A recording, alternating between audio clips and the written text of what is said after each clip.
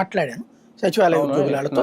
Spouse pension ఇస్తున్నారట. అది కూడా ఆల్రెడీ పెన్షన్ వచ్చే వృద్ధుడు చనిపోతే వాళ్ళ భార్యకి ఇస్తున్నారు అనమాట. పెన్షన్ వచ్చే వృద్ధుడు చనిపోతే, పెన్షన్ రాని వృద్ధుడు చనిపోతే ఇవ్వట్ల స్పౌస్ పెన్షన్. పెన్షన్ వచ్చే వృద్ధుడు చనిపోతే వాళ్ళ భార్యకి ఆ పెన్షన్ ఇస్తున్నారు అనమాట. ఇది స్పౌస్ పెన్షన్ ఇస్తున్నారు.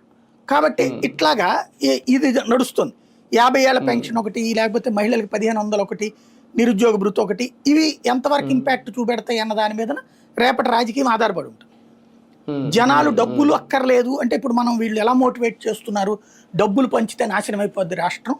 ఇప్పుడు అలా పంచకపోవడం వల్ల మేము రోడ్లు వేయగలిగాం, అలా పంచకపోవడం వల్ల మేము 1వ తారీఖు జీతం ఇచ్చాం, అలా పంచకపోవడం వల్ల మేము వ్యవస్థను సెటరేట్ చేశాము, కరెంట్ ఛార్జీలని కంట్రోల్ చేశాము అని చెప్తున్నారు వీళ్ళు. ఇది కన్విన్స్ అయిపోయారు. పొద్దున మనకి డబ్బులు ఎక్కర్లేదులే, జగన్ ఇచ్చినట్టు అనవసరంగా అట్లాగా అప్పనంగా ఇచ్చేస్తే నాశనం అయిపోతాం మనం అందరూ అనుకున్నారు అనుకోండి జనాలు.